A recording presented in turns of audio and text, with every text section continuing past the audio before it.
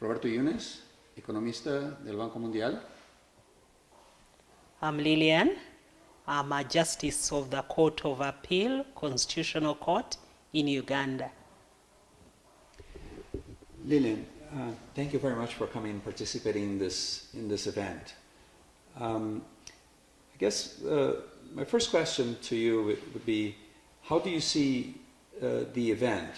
How do you see the interaction between the countries with the other, with Latin America, the countries from other regions, and with your colleagues from Kenya as well? How do you see the overall structure of the meeting?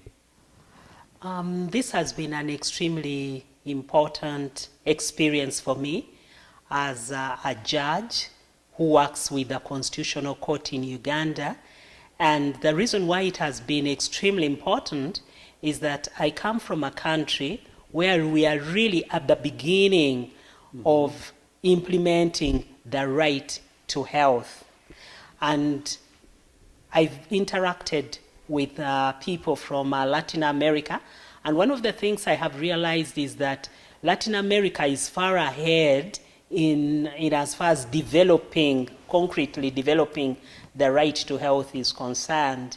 In Uganda, where I come from, litigating the right to health is really a new phenomenon. We do have the right recognized in our constitution, and indeed our country is a party to the international conventions, several international conventions, which recognize health as a right. And then, as I've already said, even our constitution, the national constitution, recognizes that health is a right. However, it's one thing to talk about paper rights, as I would call them, and then to talk about how you ensure that the people enjoy the right, which is already recognized in the Constitution. So what has been important for me is to learn how countries from Latin America have taken steps to ensure that the rights are enforced, so that people are able to enjoy the rights which are really on paper. Many times I think we called it the lived reality. You know, you may have rights on paper, but what is the lived reality of the communities which you are dealing with? Now, I've said that with Latin America, I think you have gone far ahead of us. But what is important for us is to be able to learn from your mistakes.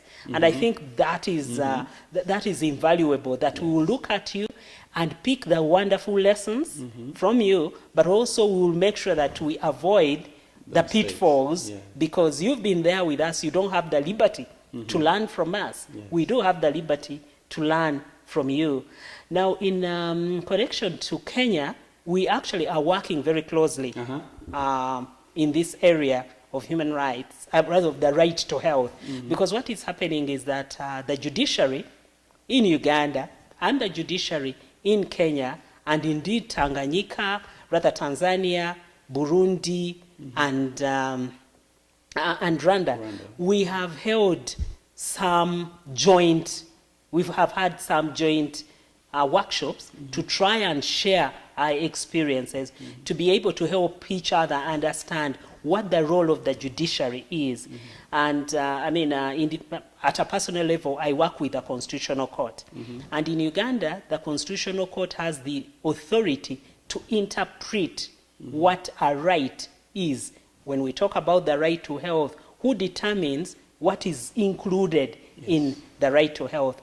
And that is really the mandate of the Constitutional Court, where I work as a judge. So what has been happening in the region is that we have started having joint meetings so that we can develop together, so that we can move step by step together.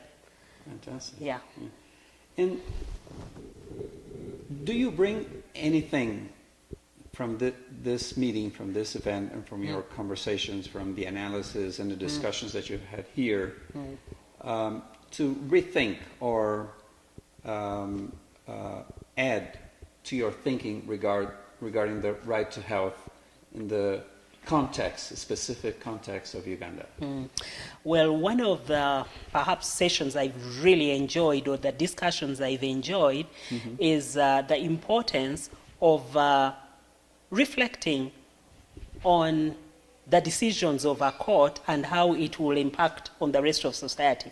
Perhaps one of the things I have realized is that whereas I come from a country where when somebody comes to court and a decision is made, that decision will bind other courts, for example, like the Constitutional Court, because we interpret the Constitution, then all courts below us would have to follow.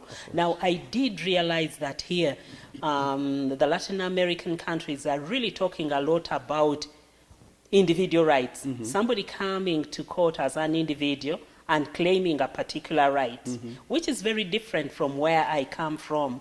In Uganda, the cases which have come to court in the area of the right to health have really been brought by public interest litigation. Through public interest litigation, civil society has come and said the state has failed to actually implement what is in the Constitution.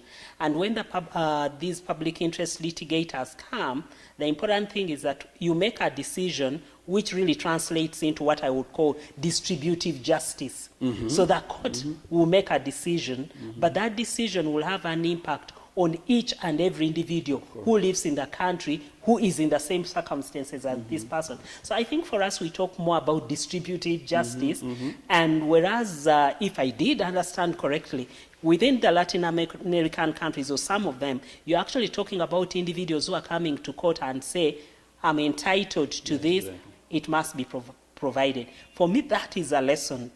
Whatever else I want to pick from your experience, I think I will be very careful in picking your examples where somebody comes and says, I'm entitled to this, because if I understood it correctly, somebody comes and says, as an individual, it may even be a high cost, absolutely, a high cost procedure, and then you come to court and claim that right. I think I'll be hesitant to go that way. I'm more, especially at the stage where we are with limited resources, I think I would really be interested in the issue of distributive justice, looking at the budget which we have, the national budget in general, but even the health budget. How much can we afford to go, for example, into issues of high-cost treatment? And I think one of the issues we really have been discussing a lot during this conference is to what extent should I think of the greater good, even as much as I do understand the needs of this particular individual. Yes. But I think it's very important for you to say what impact would it have on the national budget, what impact would it have on the health budget, because the resources are limited. On the other hand, I think what I learned from Latin America is that you force the executive to think. You force them, whether they want it or not, they must think and they must act. Because really judicialization of the right to health, I think, is a result of failure by the executive to do that which they must do. So as long as they don't act, they are actually going to lose control of the whole process. Absolutely. Yeah. Yes. Excellent. Thank you very much. Okay. Thank you.